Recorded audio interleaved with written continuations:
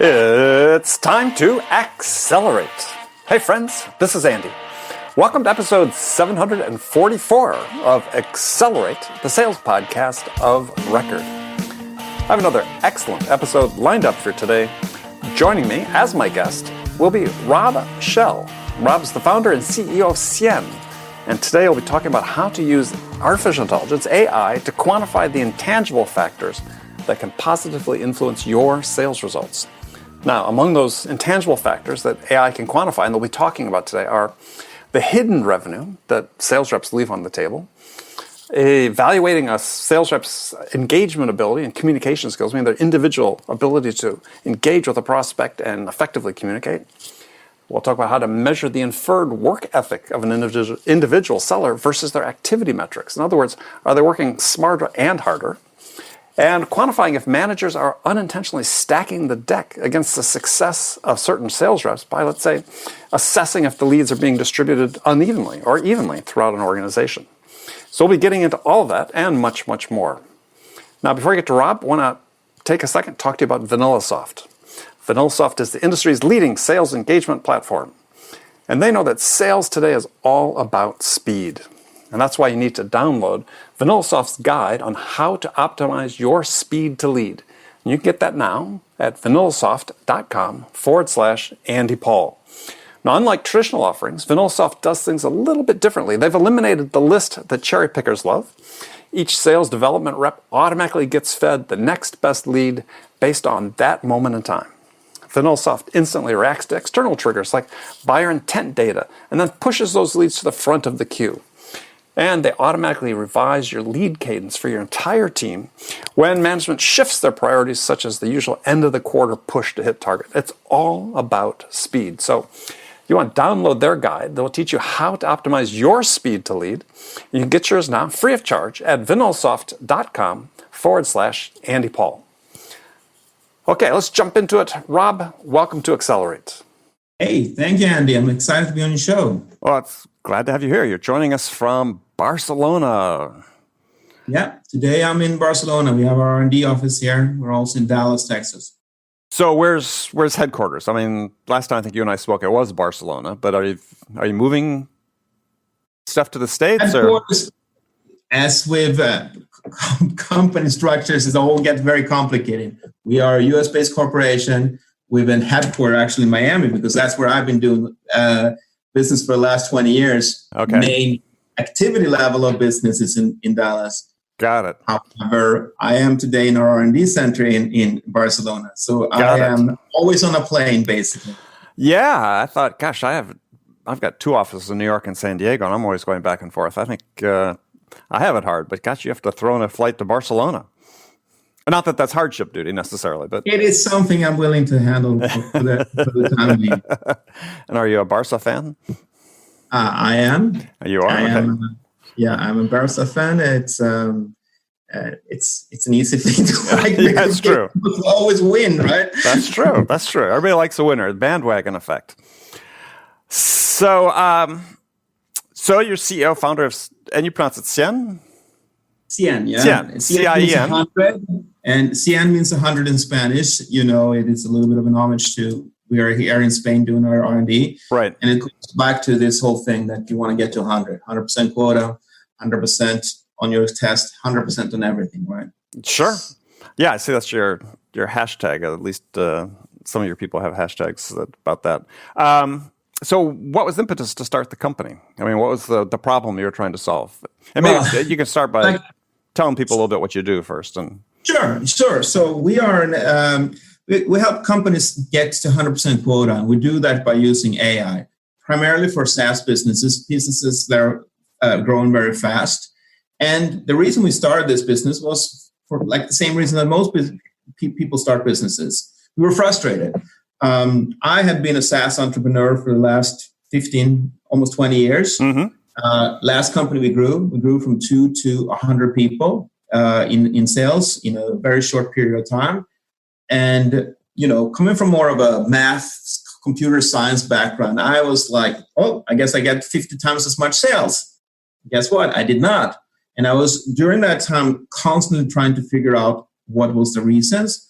And even if I worked with awesome people, I could never really get to the root causes and the traits that were making that happening for our reps. Why your revenues didn't grow in a linear fashion with the number of people you had, okay? So my business and partner and I, we had a successful exit with the last company. We worked with a new parent company for a couple of years, and then we said, let's do something different. And that became Cien. Got it. And you've been around for how long? So company was originally incorporated a little bit over 2.5 years ago. Mm-hmm. And we started active development from 2 years ago.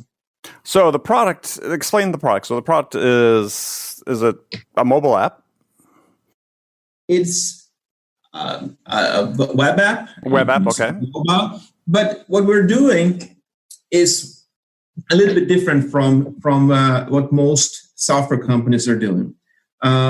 We think that something like AI is very new and hard to get around. Get your head around for the average sales manager. Like they hear AI and maybe like they say, "Oh, we can do this, I can do that." What we want to do for our customers is to give them a chance to see what our product does without even engaging with the product. So what we have is something called a hidden revenue assessment. Mm-hmm. And that allows you to essentially get a PDF. And that PDF is an assessment of your entire sales team. And as the name implies, hidden revenue means that we think that every single team, where not everybody's making quota. Sure. And let's talk about quota, because I heard that you have some opinions about quota and so forth. So we can get to that, yes. Yeah, but everybody's not making quota. We're essentially considering that that's hidden revenue. And we want to help you identify the root causes for that hidden revenue. So what we're doing is to give you a chance to test out our software without doing a rollout, without doing any onboarding. We just want a sample of your data, anonymized, so no specific information, no company names, no contact information, none of that stuff.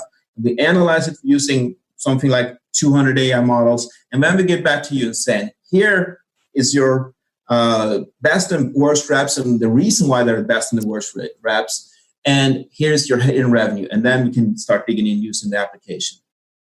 Okay, so let's talk then about how the application works on sort of a day-to-day basis. So is it just purely pulling information from Salesforce and analyzing and providing dashboard reports to managers, or? Yeah, we put the tool is primarily for sales leaders. Right. There is a way an individual sales rep can use it too, but we feel that sales leaders have up till today essentially been flying blind. Sales is to some degree, while everybody's today have a bunch of KPIs, most of the management, most of the coaching is still done. You go out and down to the guy and say, what's going on? Tell me a little bit. It's not very structured. Mm-hmm. And it's not very measured. And that's what we want to help people understand.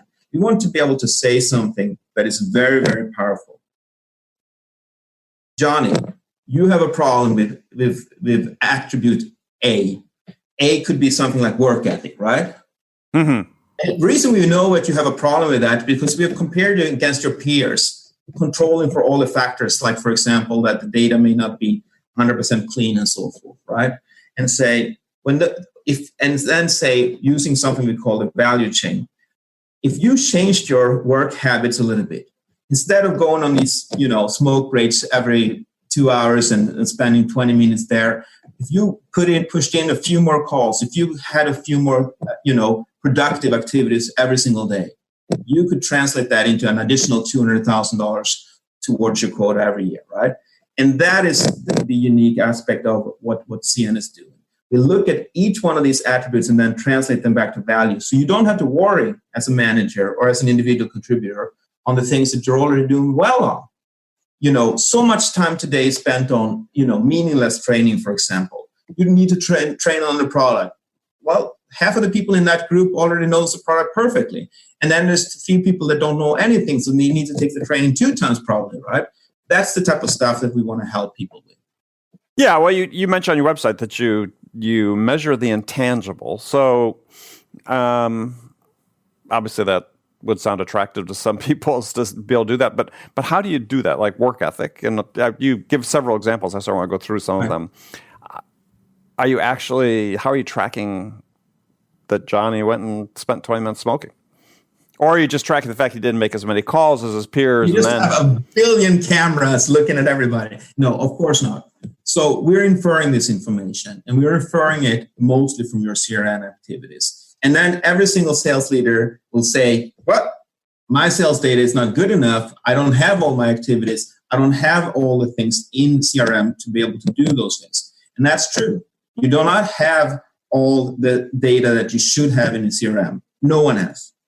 But you probably have enough, especially if you're a modern sales SaaS type of company that are using some of the more modern tools to capture more of the information, that we can infer all of these things. So for example, we can look at how much time you actually spend selling versus your peers. So how are you on the bottom of that, what we call a bell curve, right? So if you're on the bottom left there, we know that your level of intensity in that particular activity, be it prospecting, be it selling, be it upselling, be it post-sale support, whatever it is, right? That piece is affecting your ability to make quota.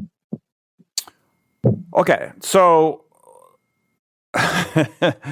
raise all sorts of questions for me. So you're trying to measure work ethic, and you're saying you're inferring this, and I presume part of that is on comparison to what peers are doing. But are you then also saying, extending it further and saying, well, this person, may not be making as many calls, but on the other hand, they're actually performing at a higher level. So are we dinging them on work ethic, or are we saying, oh, well, maybe actually the work ethic is better because they're being more effective than the other people who are just pounding out calls? Well, so work ethic is the intensity of your things. Well, but you're bringing it up. But is it purely just quantity? I mean, again, the old way of doing it, sure, is to do activity counts. There are so many sales leaders out there today. They're just sitting and saying how many calls were made this week, how many calls were made last week, and that they then look at that and as I'm sure you have heard and your entire audience is that you measure incentive skews behavior, right, or manage to the numbers. So sure. The second you start counting something like call numbers, guess what? Call numbers go up. Yep. Does that mean that results go up? Not always, right?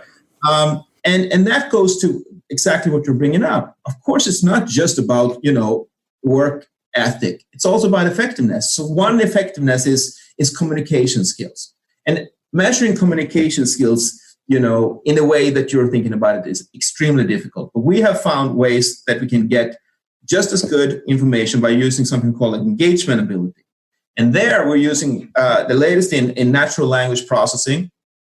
That just basically means that we're using artificial intelligence to analyze exactly what's going on in each interaction, and then determine, for example, if Johnny sends a lot of emails that are completely ignored, and Betty is sending emails that are always soliciting responses and furthers the conversations and turns it into something else. So again, that's another measurement. So you can be okay in work ethic. You don't have to be perfect and then be very good at engagement ability and get awesome results.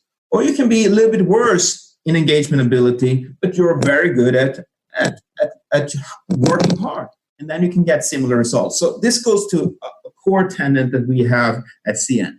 No salespeople are alike, and trying to clone everybody to be some kind of Michael Jordan is a lost cause, right? I agree 100%. Yeah, I think it's one of the shortcomings of some of the technology that's been rolled out, that people are trying to use it to create clones of Michael Jordans, as you said, as opposed to trying to improve the attributes of each individual. Right. Because I like to ask this question. Sure. That goes to the core of this stuff of what attributes, because we measure a few other things. We measure product knowledge. We measure value received, which essentially means are you sitting on a good territory? Are you favored in your lead distribution or not? Because this is such, I'm sure you know, is a constant chattering in most sales team, whether Sure. you are getting a fair shake or not, right? A few other things like the deal sizes and closing ability and so forth, stakeholder mapping. We have all of these different attributes. And what we are finding is not that you have to make everybody the same. You're making everybody Michael Jordan. To make quota most of the time, you do not even have to be in the top percentile or anything like that, because, you know, quota is, in theory, something that is attainable for the average salesperson. But the reason why many of them are not making quota is because they're failing in one or two of these core attributes. So what we're seeing every single time when we make these types of assessment that I was just talking about, and we have done quite a lot of those at this point. I think we just did our 40th. Is that the best performers, they are sitting always with what we call green badge. You can see those on our websites. They are there like with, you know, some really outstanding abilities. The middle people, they're in the middle, and then the people that are failing, they're not yet getting up to speed and so forth. They always have one or two or three what we call red badges, that there's something wrong with what they're going about. Sometimes it's fixable, you know, product knowledge. You just need to send them to training and get them. Sometimes are more inherent problems that it goes with the person, that they just don't want to work hard enough to be successful. And sometimes it's even the sales leader's fault. They're given a territory that is very, very hard, or they're giving a new industry segment that is very, very hard for their product to get into. And we help every single sales leader identify those problems. I mean, I like that idea of the value received, because, yeah, certainly one of the constant problems you see across companies is the uneven distribution of leads, and it becomes a sort of vicious cycle that perpetuates itself as, you know, sales managers cherry pick leads to give to certain people they think will do a better job with them, yada, yada, yada. So, you have this uneven distribution. So, I mean, if that information's available publicly to the reps so they can see the whole team, I think that really becomes valuable, right? Because it does put the onus on sales managers, because one of the things that I've seen hundreds of times in sales teams is, people who really aren't given the opportunity to succeed, right? They're given, as you said, poor accounts, or, you know, not as advantaged accounts as other people. And how can you ever expect them to succeed when they're climbing a much steeper hill than other people? Right. And again, this is the demystifying of sales to some degree, which I know you are constantly writing about and breaking down and trying to turn into more scientific way. This is our attempt to do just that, right? That to say, hey, if sales is essentially a series of activities that are intended to increase the value in each step, from lead generation to prospecting to actual close. Well, if you can't measure the various steps, you're operating at a disadvantage. And obviously, just counting things is not sufficient, because two leads are not the same. The referral lead that you got from your best customer is much more valuable than some lead that your marketing department imported from a database, right? Theoretically, yes. Yes, it should be, right? So you'd mentioned about time reps are actually spent selling. So how are you measuring that within the system? So I wish I had I should have brought my little... that's okay. It's a test. Bottom line, but I'm going to try to conceptualize it here. Sure. And bear with me as I do that. Our technology is a pyramid, but the bottom layer is just our ability to capture different sorts of data sources. And for all intents and purposes, the most important one we always capture is the CRM data itself, including, of course, activities and so forth. The layer bit above that is to deal with the fact that no CRM data is ever good on its own. Mm-hmm. Trying to analyze CRM data at face value is a fool's errand, because there's always a myriad of different ways that there are missing entries, there are inconsistent entries, there are methodology changes that have happened, etc., etc. I can go on and speak about that for 3 hours, but I'm sure that's not the best use of our time today. After that, now we're trying to understand what's going on with the data. So we call that the semantic understanding. That's what I was talking about before, using natural language processing and so forth. So now all of a sudden, the data actually makes sense. They have corrected it, and now it started making sense. The next layer after that is predictions, where we are starting to say, if all of these things have happened in the past, and we can trace this stuff with clean data, this is likely to happen in the future. And that obviously takes a lot of factors into account. And then the layer on top of that is the value chain, where we are applying numbers to that stuff. And the final thing is what we call Mentor, which is a prescription engine, where we're saying, this is what you should do about it. Mm-hmm. So going back to so I just wanted to give you that background before we go. Got that. So back to how do we figure out how much time you're spending? Well, every single activity has a piece of information. So we're looking at, for example, if there was an email, if it was a phone call. A lot of times we have transcripts of emails and phone calls in there. We also have statistical models that determines, how long something like that takes. We have that correction for the fact that we probably know that some reps may not log all of their activities. Mm-hmm, mm-hmm. Big surprise, right? No. And then we see, how much time is spent on everything else.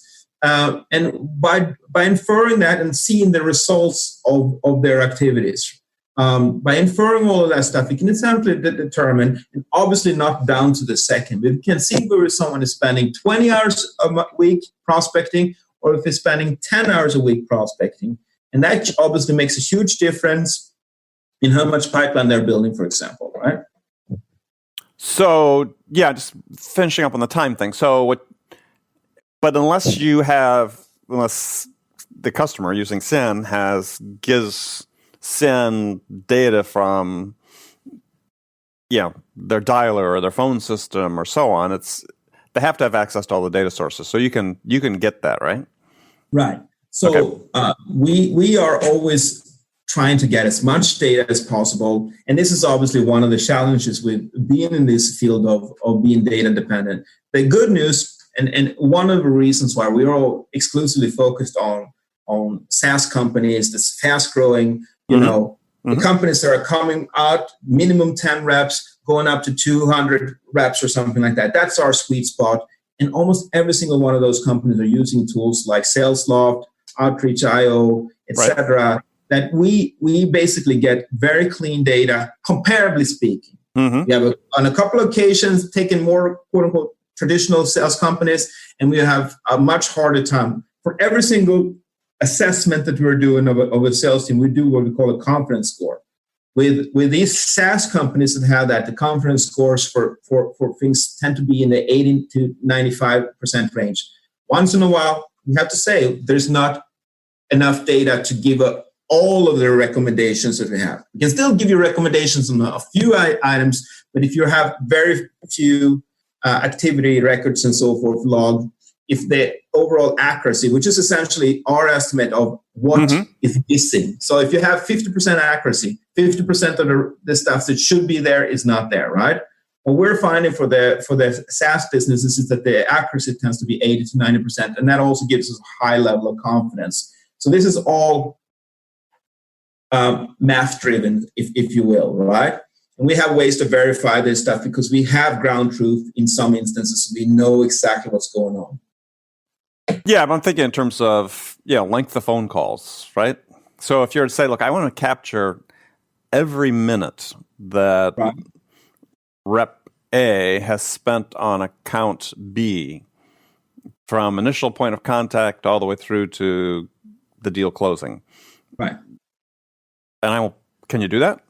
Yeah, we do that, but we don't display it like that because we don't want to mislead people to say that there's an exact thing. Because unless, of course, the dialer stamps in exactly what the time was spent on the phone, we would essentially make an estimate of how much that phone call took based on the transcript, based on things like when the next phone call started, et cetera, et cetera. There's a lot of different signals. And the beautiful thing with AI is that you can take all of these disparate signals, or each one, just like you as a human, you can say, well, this conversation we're going to have today, It's not going to take 4 hours because none of us are going to. We're not going to be able to cover it in 5 minutes because we're talking in a profound way. So we know it's going to probably be something like 45 minutes to 50 minutes. And that's essentially what the AI does. And then we can aggregate it up. And it becomes very useful and meaningful when you look at it from a rep standpoint and how they spent their time during a month, for example. It becomes a little bit less meaningful if you just want to look at an account, especially during prospecting where you might only spend, make a few calls and so forth. But what we want to make sure that we're doing is to understand the level of intensity that a rep applies to a specific type of activity. And of course, also to the overall goal of their sales quota, et cetera, right? And we started off, and the beautiful thing is that once you have that, this is kind of like a puzzle, and you know that you're right because at the end of the day, everything adds up, and the puzzle comes together or not, right? So you talked about the work ethic. When we see that, if you have one rep that has spent 30 hours in meaningful sales activities in a 40-hour week, and you have another rep that has spent 19 hours in meaningful sales and activity. And you see that pattern, not just 1 week or 2 weeks, but you see that across, let's say, the last 3 months, for example. Then it's very easy for us to compare him or her to the rest of their peers and then grade them on a work ethic scale, right? And again, most of the time, people are in the middle. That's the beautiful thing about human behavior. It tends to go into a bell curve, and you tend to be in the middle. So on most things, people are in the middle, and that typically gives you the average results. The thing is that the people that are struggling, they are typically on the left, like on the bottom quartile or whatever, on one or two things, and then that prevents them from succeeding. And when you can identify that, all of a sudden, a problem that seems intangible and hard and it becomes very fixable. Except in some cases where everybody agrees this is not for me and we should not do it, right? And then at the same time, one of the things that sales leaders come to us and ask all the times is, my 20-person team, it's doing pretty good, but all the revenue is coming from these three guys, right? Those three people are selling everything. And of course, that's not true, but that's the perception. And when we go in and look at it, it is almost always based on two factors. One, those reps are good, they don't suck, but they're not, good, so that they are just extreme. But what happens is that they tend to be sitting on the best accounts. You see them doing a lot more upselling than the rest of them. You see them doing much bigger deals than the rest of the people. And you see them being just in very favorable territory compared to the rest of them. So then that becomes, from a sales leader standpoint, I mean, I kind of knew it, but now I have it on paper. And then it's a question about, well, what would happen if one of them were to leave, for example? Could I then, quote unquote, we talked about you can't clone people before, but in that particular case, perhaps you are in control to replace that person and get similar results. Well, and that gets back to what you were talking about earlier is subconsciously or not, every time I've seen a situation like you described, which is, again, I've seen hundreds, is the sales leader knows exactly why that's the case, right? It's not a mystery to them for the reasons we talked about before. They may not want to admit it to themselves, but they've been unevenly distributing the leads. They've been playing favorites. And yeah, it's interesting, when they get data from you, what they decide to do about it. Are they self-aware enough to say, oh, well, maybe I should split a territory. Maybe I should, if these guys really were that good, these top three people. And I've done this with clients before, is, take top people and put them in new territories, right? If they're so good creating new territories, they got sort of dumb, fat, and happy sitting, milking the accounts they were getting from the sales leader. Right. It is interesting if sales leaders are actually self-aware enough to take action, or whether they, as they oftentimes do, is they just protect what they've got because they're afraid to make any changes. Right. And exactly. Like, you don't want to rock the boat. But if you understand what's going on, then you can take things, because another opportunity is always the middle pack. The middle pack are the people that have, decent attributes on everything. They are not so poor on any one of these things that prevents them from being successful at all, basically selling nothing or close to nothing. But they are also not exceeding and perhaps, doing significantly more than quota. And then again, what can you do with them? Is it one or two things that could make a big difference compared to their peers? Is it about, for them, perhaps increasing the territory pie or the lead distribution? Or is it going back and saying,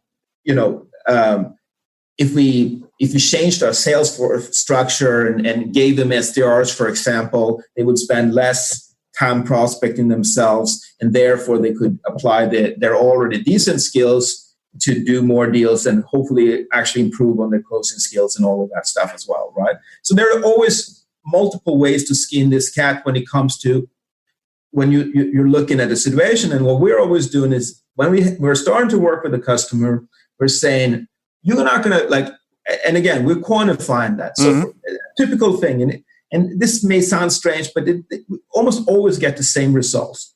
When we're looking at a company, let's say, for example, that they did $20 million in bookings last year, we almost always find between $4 and $6 million of what we call hidden revenue. And this is the stuff that they're leaving on the table because of various problems with various reps. And the question then becomes, what problems are the most urgent? Well, we sort them by, the dollar opportunity, basically. And then we say, in the next 60 days, we're going to work on one or two of those problems. So, for example, if it's engagement ability, which is the ability for us to kind of start a conversation or re-engage a conversation that is stalled out, right?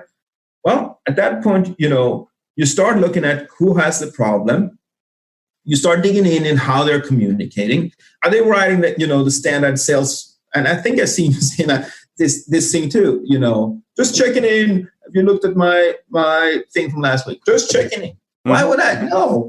I mean, obviously, I may or may not have seen the prospecting email you sent me before, but clearly did not, provide any hard value for me to act. So perhaps using a different tactics. I mean, you've seen the myriads of tactics that people are using out there, videos, this and that and that. Well, now what you can do is to see what are your best reps doing. How are they communicating differently? And oftentimes it's not the video.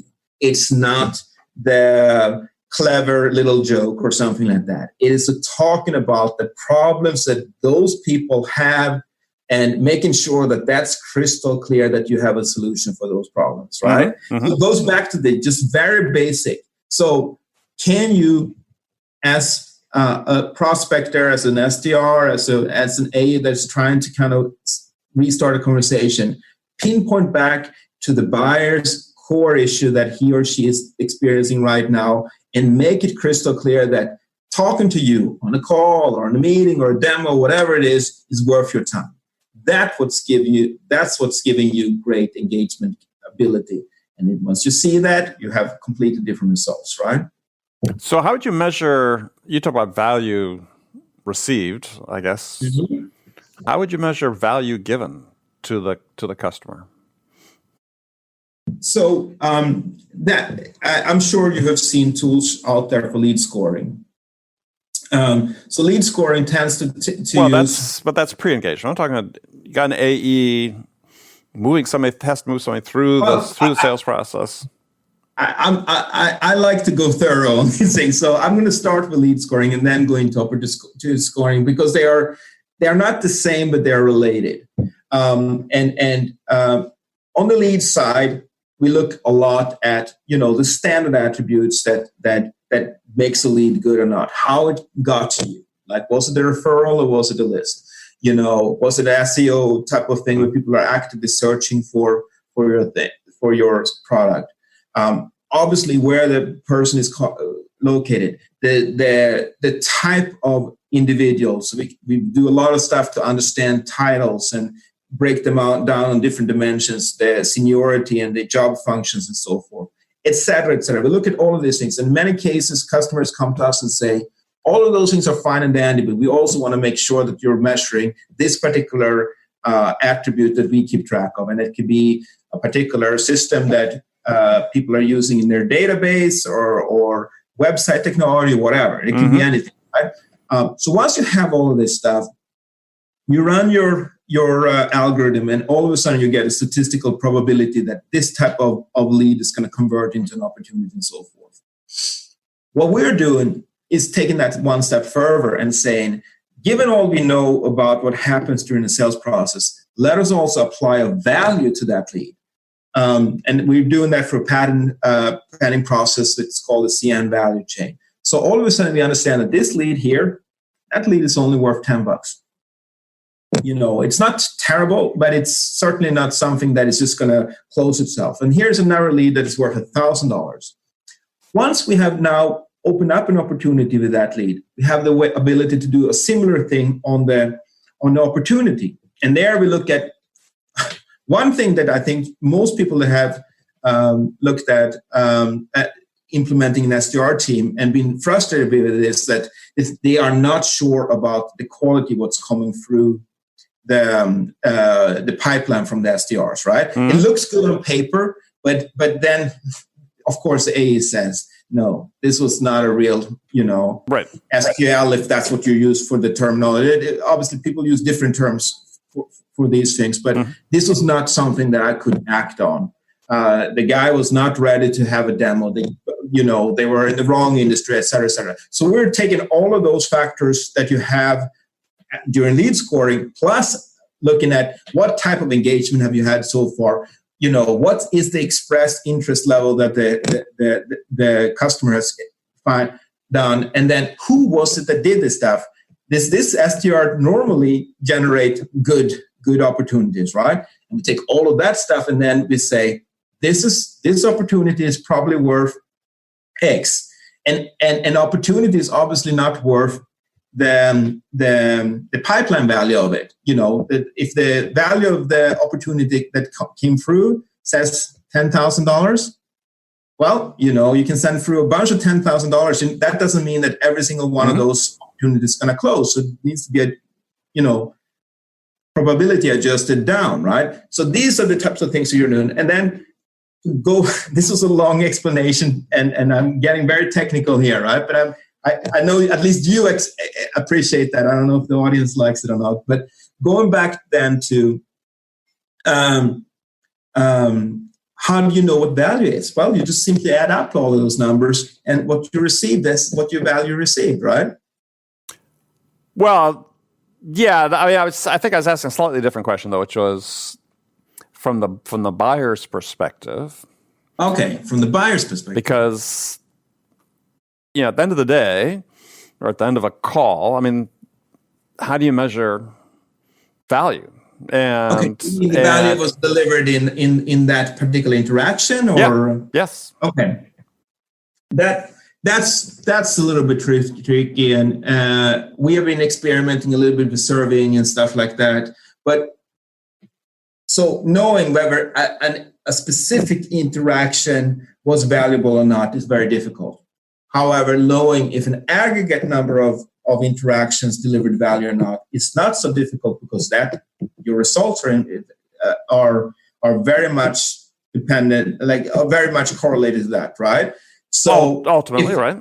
Right. So if you're having a bunch of interactions, so you get that engagement we talked about before, but you're not closing. Well, there was something that was missing there. And the beautiful thing with AI is that you can do what you call regression analysis, keeping all other things equal. So if you compare similar deals to each other, and then, everything is the same, so to speak, except that when they interact with one rep, they don't close. And when we interact with other reps, they do close. Then you can infer that rep that is not closing, he or she is lacking what we could call, for example, closing ability, right? Yeah, not a term I like, because, I'm not a believer that there actually really is closing. I think closing's an outcome, right? It's everything you do before that. It's your discovery, your needs analysis, your qualification, and so on.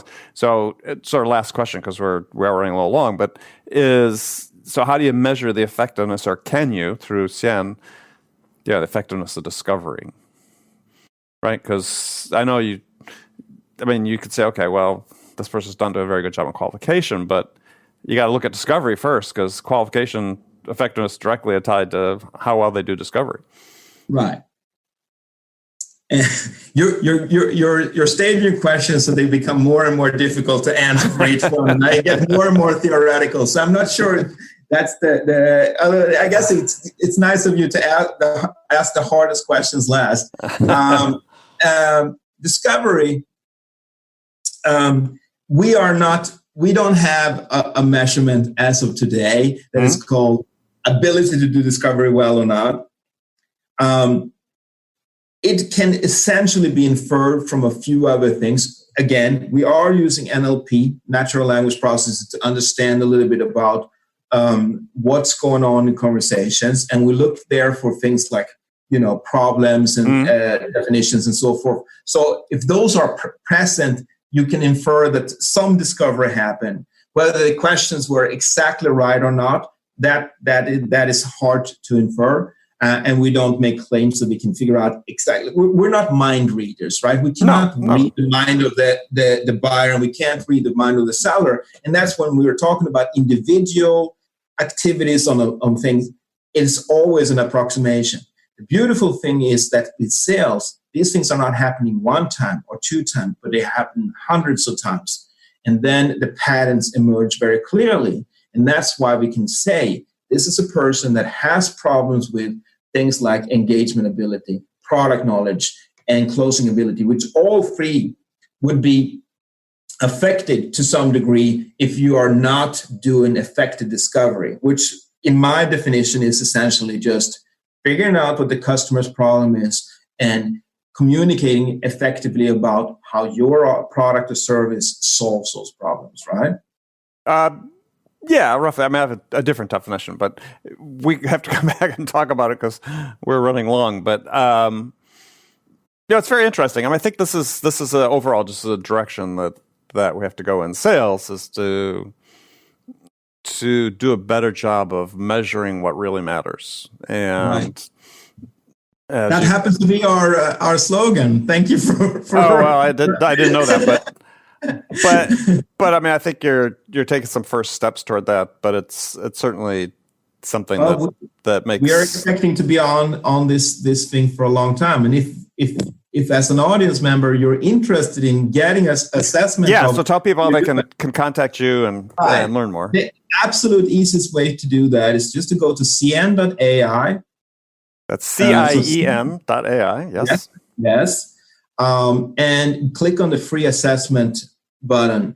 And essentially, within 24 hours after we receive a data set from you, and you can either do that automatically through a sync if you have Salesforce, or you can just send it to us as anonymous CSV files that you can export out of your CRM system. You can get an assessment of your team completely free. And as I said, almost always we found between 20 to 30 to 40% hidden revenue related to these types of problems that you and I have talked about today. And then if that's something of interest, we can go in and have what we call 100% quota consultation, where we're talking about what you could do to fix those problems. And again, you're not going to fix all of them the first day or the second day. You will start on a measured progress for this stuff. And it's not like the traditional business intelligence where you're having, millions and millions of KPIs. You're trying to understand which one it is. It goes back to these, what we call intangible attributes, where you understand intrinsically what we're talking about: work ethic, product knowledge, closing ability, etc., and helping you address those things. All right, great. And if people want to contact you? If you want to contact me, I'm on LinkedIn /Robert Käll. And of course, I'm also on Twitter, same token. And just love to interact. Connect with me, send me a message, and I'll respond. Perfect. All right, Rob. Great to talk with you. Thank you. And you too. Look forward to doing it again. Okay, awesome.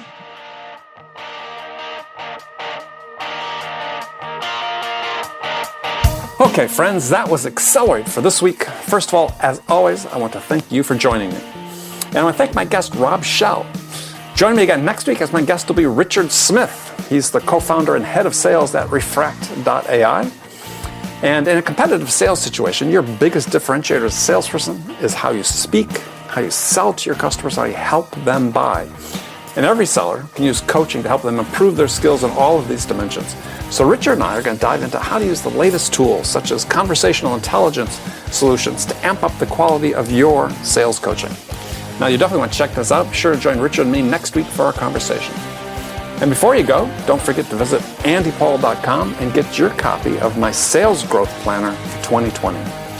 In it, I walk you through a step-by-step process to create an incredibly effective sales plan that will help you hit your targets in 2020. And now this is the exact same plan format that I've used throughout my sales career to personally close hundreds of millions of dollars in sales. You want to make sure you check that out. For more information, visit andypaul.com/planner to get your copy today. So thanks again for joining me. Until next week, I'm your host, Andy Paul. Good selling, everyone.